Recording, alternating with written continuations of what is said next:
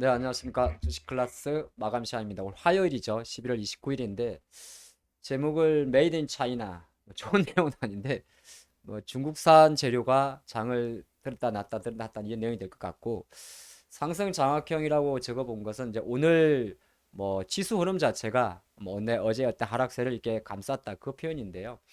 오늘 가장 핫했던 섹터가 아무래도 중국 같습니다. 중국 같은데, 같은 게 아니라 중국이죠.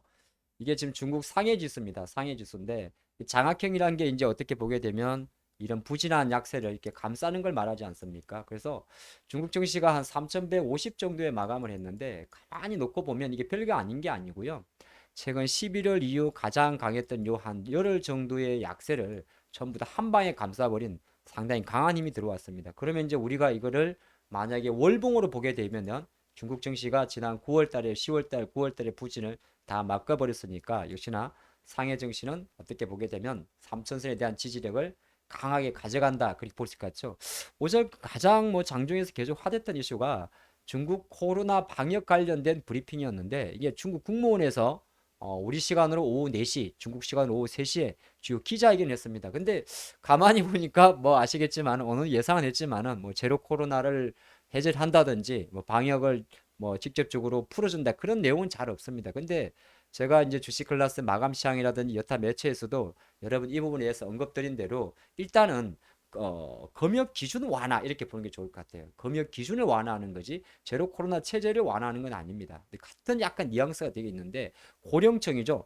80세 이상 노년층의 백신 접종률을 조금 높이고 60세보다 80세가 접종률이 조금 낮더라고요. 아직 80%좀 안 되더라고요. 이걸 좀 높이는 부분이 있고 또 하나가 그러니까 왜냐하면 고령층일수록 또 백신을 너무 많이 맞출 수는 없긴 없지만은 60세 이상하고 80세 이상의 백신 접종률 퍼센테이지가 거의 10% 이상 차이 나더라고요. 중국 질병장국의 자료를 봤더니 그래서 고령층의 백신 접종률을 높이고 사실 너무 원론적인 이야기고 또 하나 요런 단어 중국 표현입니다만은 과도한 방역을 금지한다. 그래서 현재 불만이 방역 정책에 대한 것보다 이 시행하는 과정에서 그러니까 뭐 너무 지나치게 봉쇄를 한다든지 그래서 어느 정도 핀셋 저는 이제 핀셋이라는 단어를 좀 해봤는데 정밀 판단을 한 후에 봉쇄를 하자 뭐 했다가 또 풀 때는 풀어주고 일부 그러니까 제로는 코로나는 약간 그러니까 해석에 따라 조금 다를 수는 있어요. 어쨌든 간에 너무 과도한 방역은 조금 풀어주자. 근데 이것도 시장은 과도한 방역은 금지라는 이 단어 자체가 되게 긍정적으로 반응하는 거죠. 그리고 시장에서 기대했던 뭐 PCR 검사보다 신속 항원으로 대체하지 않느냐 이 내용은 그래도 신속 항원 같은 경우는 유효성이 좀 낮고 또 그렇기 때문에 당장 뭐 신속 항원을 그러니까 신속 항원만으로 PCR 검사를 대체하는 것 자체는 없던 거 여전히 시장에서 나왔던 이야기인데 그건 아니고 어쨌든 PCR 검사를 선행을 하긴 하는데 횟수를 좀 줄였죠. 그리고 또 이제 허위 PCR 검사 보고서에 대해서는 상당히 야무지게 하겠다 그 내용입니다. 그러니까 시장에서 말하는 이제 일부 나왔던 이게 PCR 검사를 신속 항원 검사로 저는 대체하는 것에 대해서는 별도 언급이 없었다 그렇게 보는 거고 또 이제 고위험 지역에 대해서 지역을 확대하는 거 뭐 조금 하게 되면 여기도 하는 거. 그거는 하지 못하도록 일정 부분 속도 조절하겠다 이런 내용인데 가만히 놓고 보면 직접적인 건 없습니다만은 어느 정도의 뉘앙스 자체는 조금 완화됐다는 걸 볼 수 있습니다. 그러다 보니까 올 중국 증시가 요 이슈도 좀 있고 다른 한편으로는 계속적으로 부당성 관련 규제를 풀고 있죠. 이거 우리가 주간 증시에서 한번 했던 내용인데 그대로 가고 있습니다. 그래서 오늘 한국 증시가 아주 기분 좋게 어디 갔어요? 코스피 같은 경우도 어제 약세를 좀 되돌리면서 다시 2,400 그러니까 약간 항상 제가 하는 늘 이야기가 있잖아요. 아슬아슬한 자리였거든요. 항상 아슬아슬한 자리에서 이렇게 더 내려갈 수도 있는 아슬아슬한 자리에서 올라가는 게 시장이 강하다는 반증입니다. 한 번 더. 아슬아슬한 자리에서 올라가는 게 시장이 강하다는 거고 다른 한편으로는 요 좌측에 있던 요 시장을 급하게 당겨왔던 물가 지표 피크라는 그 내용 자체의 시장 재료가 그대로 남아 있는 걸 해석할 수 있습니다. 코스닥도 오늘 좀 상당히 좋은 흐름을 보였죠. 코스닥 어디 갔어요? 도망을 가네. 예. 코스닥이 코스피고 여기 코스닥인데 코스닥도 동일하게 오늘 상당히 좋은 흐름을 좀 보여줬습니다. 그렇기 때문에 뭐힘 자체는 좋았고요. 그래서 제가 오늘은 조금 특징적으로 개인이 매도한 어디 갔어요? 그냥 이거 빅사 NG가 많이 나네요. 그래서 오늘 개인이 매도한 종목 중에서 몇 번 말씀을 드렸으니까 어려울 때는 개인 매도 종목 찾아왔잖아요. 개인이 매도한 종목 중에서 좀 특징적인 거 하나 하고, 그리고 기관이 매수한 종목 중 내에서 조금 특징적인, 특히나 기관은 오늘은 코스닥 종목만 한번 봐봤습니다. 기관이 매수한 코스닥 종목 중에서 조금 특징적인 거, 이 두 가지를 한번 봤는데, 먼저 전체적으로 개인이 매도한 코스닥 종목 중에서 제가 눈에 조금 밟히는 종목이 여기 보면 에코프란 주식이 하나 있고요. 배터리 쪽이 있고, 또 하나가 개인이 매도한 겁니다. 좀 내려봤더니 자, 배터리 쪽이 확실히 많이 잡혀요. 여기 보면 잘 안 보이네요, 오늘. 예. 코스모 신소재가 조금 눈에 밟혔고요. 또 파라다이스도 조금 눈에 밟혔습니다. 보트렉스는 최근에 많이 올랐으니까 빼고. 요게 이제 좀 봤는데 파라다이스 같은 경우는 아시겠지만은 중국 관련인데 대표적으로 실적이 좋은 회사죠.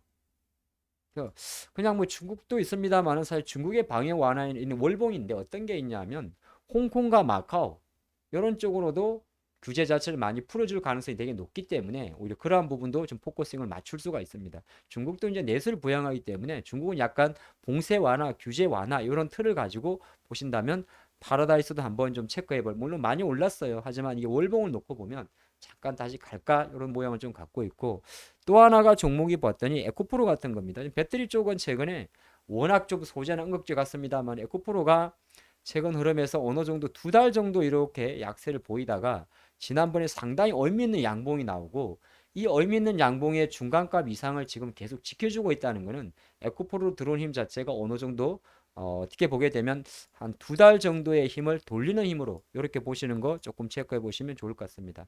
그리고 또 다른 종목도 이제 같이 좀 봐봤는데, 지금 말씀드린 것은 개인이 매도한 종목, 기관이 매수한 종목을 같이 말씀드리는데, 또 하나가 하나투어 같은 여행주들입니다.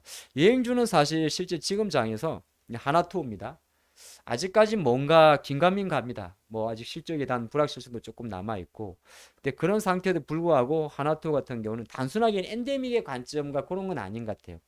요 외국인 매수가 많다는 건 아무래도 공매도도 많았다 그렇게 볼 수 있을 것 같은데, 어느 정도 최근에 외국인 매수 불구하고 주가가 올라가지 못했었죠. 그리고 이제 기관들의 매도 스탠스가 많았었는데, 외국인은 어떻게 보게 되면 계속적인 매수를 하려 할 것이고, 여기에 기관의 매수가 조금만 도와준다면 하나투어도 다시 돌릴 수 있는 힘이 됩니다. 수급적으로 아마 기관이 조금 잡았을 것 같은데, 여행주 꼭 하나토일 필요 없습니다만은 여행주 한 종목 정도는 언제든지 쇼크업을 한번 생각해 보는 거, 이것도 조금 좋을 것 같습니다. 이거 좀 체크해 보시고, 아까 배터리 보다가 하나 또 최근에 가장 힘있게 들어온 섹터가 바로 이 친구 코스모 신소재입니다.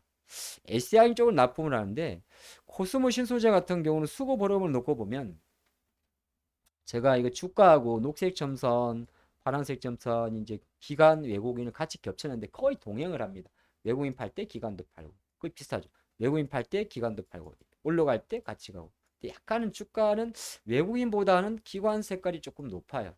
근데 그랬던 기관이 최근에 아주 열심히 사고 있습니다. 이렇게 보면 빨갛게. 이게 다 기관이죠. 외국인들은 왔다 갔다 하는데 기관 쪽에서 3거래일 연속. 근데 합계 3거래일 금융투자 4, 기타 법인 7, 뭐 연기금 이틀 이런 게 있기 때문에 코스모 신소재도 최근에 어느 정도 좀 장기간 좀 빠졌던 종목이라면 개인 매도, 기관 매수 종목에서 한번 체크를 해봤습니다. 이게 이제 코스모 신소재의 흐름이 될 것 같고, 또 하나 봤어요. 이 청당 글로벌이라는 회사는 약간은 매매용입니다. 작은 회사예요. 신규 상장인데 이거는 이제 중국 쪽 온라인 유통회사죠. 쇼핑몰에 납품하는.